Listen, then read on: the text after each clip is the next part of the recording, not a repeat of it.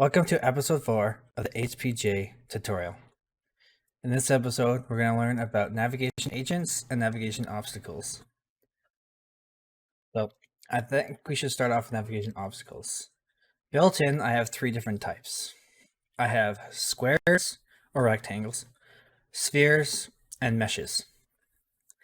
Squares and spheres being the more optimal and least costly version of the obstacles. But low polygon navigation meshes should be pretty performant.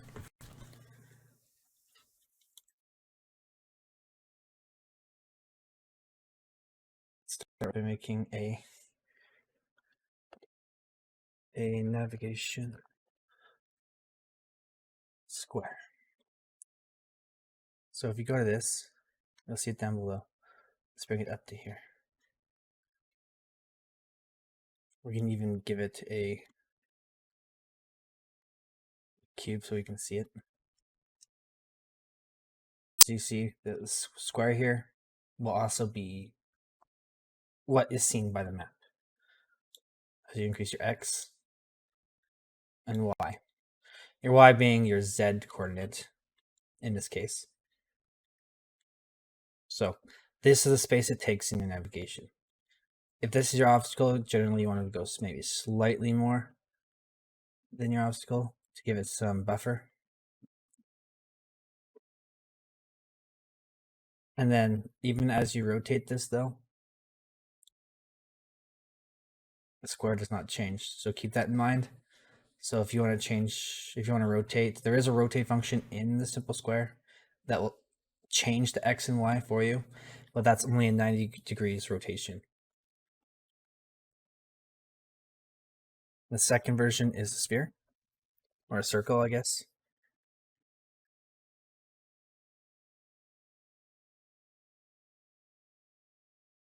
Let's give this thing a sphere. Ooh, this is way too far down. Let's move it up. The red lines mark the area that it takes or carves out of the navigation map. And it's just a simple radius. Please note that on navigation meshes, the obstacle type is what the tiles turn into as you move the navigation mesh around. So whatever mesh below it becomes an obstacle as it rolls over top of that section of the map. You can be able to change this to whatever tile you want.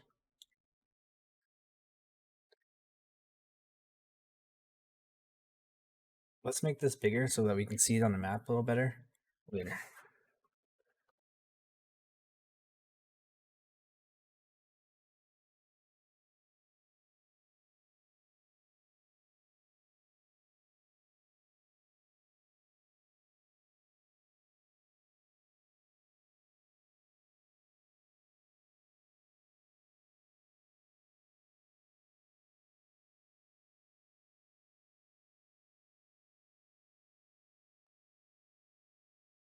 This is radius. Makes more sense. Do that. Yeah, there you go. All right. And then finally, we have the navigation mesh.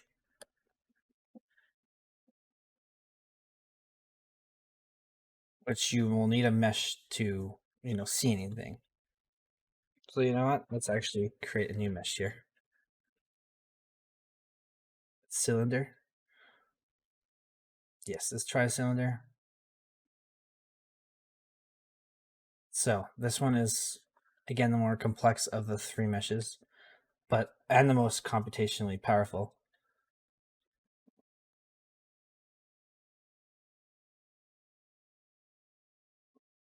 As you see, there's no radius on here. But when you add this, you'll be able to see that on the gizmos when you press play, but it'll show you it'll show you the mesh when it's highlighted. Let's get rid of the capsule collider as we do not need this.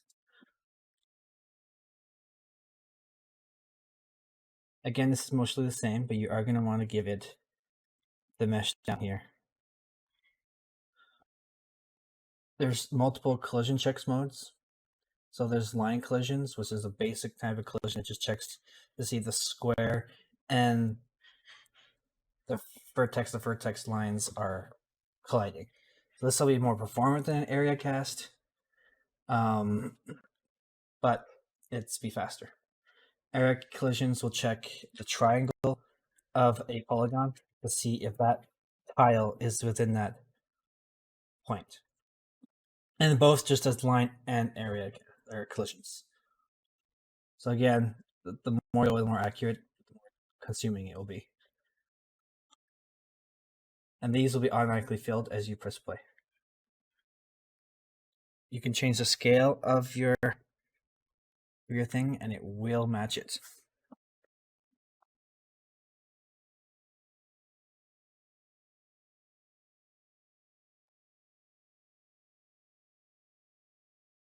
Press play.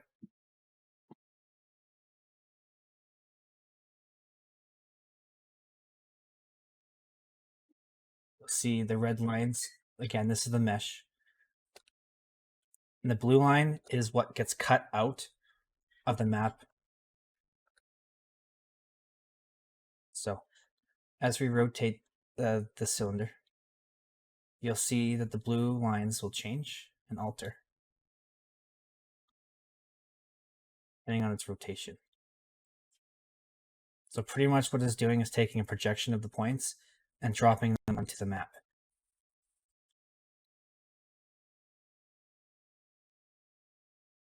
So let's see what it looks like on the map side. So if you go to the gizmos, we're going to want to paint these lines. So we're going to have display painted tiles on, and then we're going to have to fill this thing up. Obviously, standards will be very consuming, so don't try to paint everything. So let's paint out obstacles since that's the tile type that we have in there. And let's make blocked. Yeah, let me get a lot faster. It's hard to see all the obstacles, so let's drop the opacity of the map. Then you see these are the tiles that are blocked out. Another thing I forgot to mention is that all these have a check height. So as we increase this is how far down it'll check onto the map. The game needs to be restarted for these to be able to see it, but yeah, this is how far down it'll take to check from this point. So let's just make this bigger so we can see.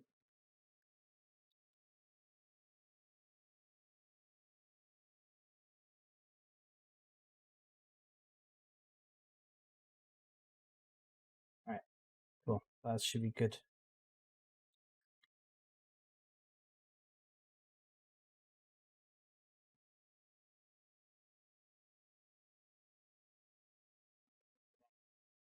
See the navigation agents again.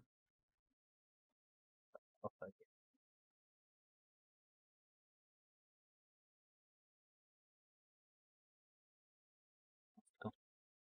As you can see, now they cut out part of the map based on their shape. All right, so what's happen if we move these? Let's move these around.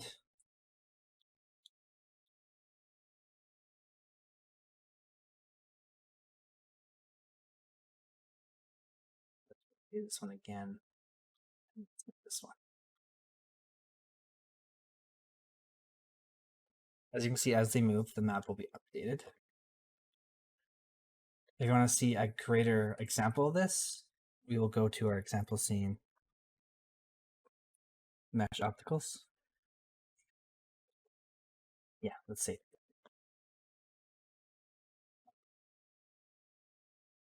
Press play. On this scene, on this example scene, I have a sprite renderer that will display the tiles over top. This is a little more performant and it doesn't overlap the obstacles like the Gizmos does. So as you can see, as the navigation obstacles move around, the mesh and the tiles will get updated correspondingly.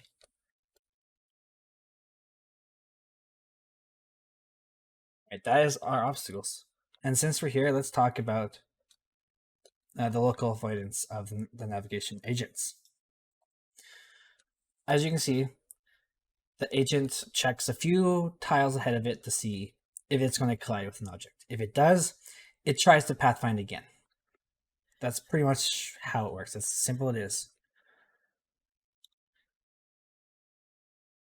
Let's go back to our other scene.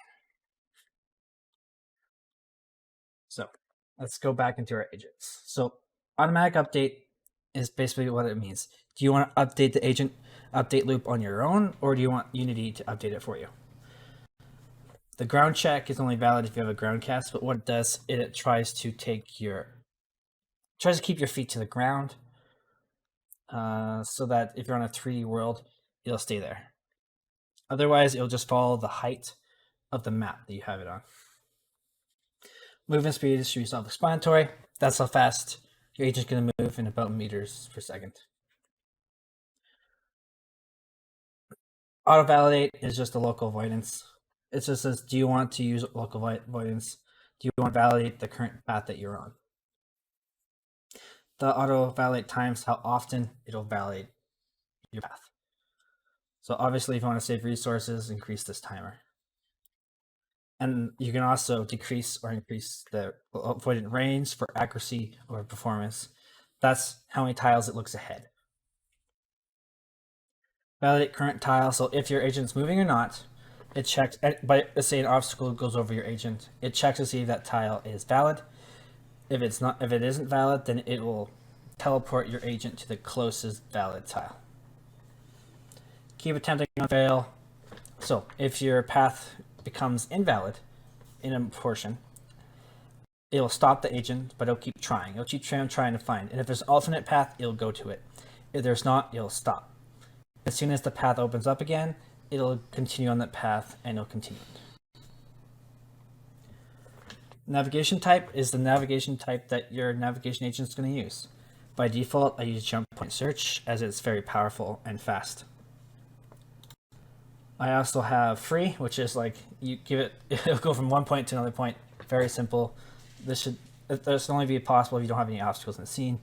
You want to use jump point search almost always, but if you want to get some more accuracy or you want to use preferred tiles, then look at your A star. Traversable tiles are the tiles that this agent's allowed to move on. So if you have a boat agent, then obviously the traversable tiles will be water. But in this case, it's standard free, which is the basic tiles that an agent can go on. Preferred tiles is only used in A star currently, but if you make your own pathfinding algorithm, then you can use this yourself, however you like. But preferred tiles is just that, they're preferred tiles. So the agent will try to stay on those tiles over other tiles. So for example, if you have standard free, but you wanted to if you wanted to have more preference, it'll bias standard tiles over free tiles, for example. So if you have a road system, you want to say, I want to prefer roads, then if you make your own road tile, then you use roads. Key note that if you want to add more tiles to do that, you can do that. That's free and that's totally fine. We have some Unity actions that happen for the agent that you can log into. You can add these in on your own, or you can use this one. But when the pathfinding succeeds, so after it calculates a path, this will get called. If it succeeds, if the pathfinding fails, it'll come out here. So if you try to find a path and it fails, a callback will come here. On moving complete. So when the agent moves and it completes its path, this is called. And here's some gizmo settings that you can help to debug your pathfinding. So you can show the path, you can show start and end. You can find the range of tiles within your area that are traversable. And these are the valid tiles that are within range as well, but yeah, it has to be pathfindable. So if you have an area that is not pathfindable, then this will not be there. It has to be pathfindable. The other one are just valid tiles within range. This is an optional class, but this is the raycast that will tie this agent to the ground. So how far down it looks, how far the raycast starts above the agent and then casts downwards. And this is how often the raycast call. And again, the layer that the raycast is trying to lock onto, and where the raycast originates from. And this is the transform that actually gets changed on its height based on that raycast. Float amount is how much it floats above the ground. So if you want it to go in the ground, or you want it to be like a hovering agent, like think Ghastly from Pokemon or something, then you want it to float above the ground, and this will do that for you. Raycast direction is the direction the raycast will be in. By default, it's down, but you can change it to whatever direction you'd like. And attempt teleport on fail. So if the pathfinding fails, so let's say you're over void, but it just clipped into the wall, then you're just going to try to find a piece of ground that's above it, and it'll teleport up to find it. The agent line is just the line of the agent. This is something optional, but this is the line the agent is currently taking. So let's go to the agent into the scene. So this line that you see here, that is not this line. This is a line part of the simple script class to show you a preview of the class, the path that it's going to take.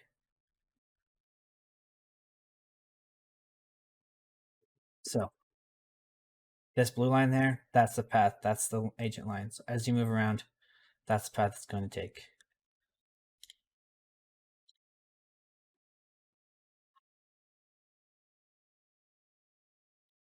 But yeah. This scene will be renamed tutorial scene for your benefit, and you'll be able to see this in your project folder as well.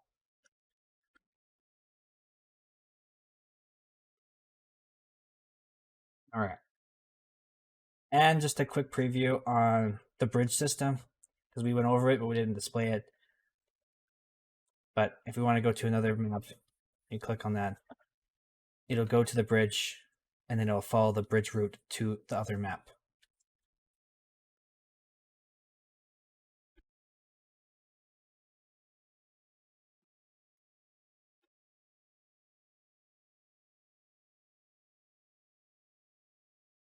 Again, look, the line was above the map, but it's actually going to go, I guess, oh, sorry, the map's actually a little bit above the map. But yeah, that's what I mean. It goes to the map height.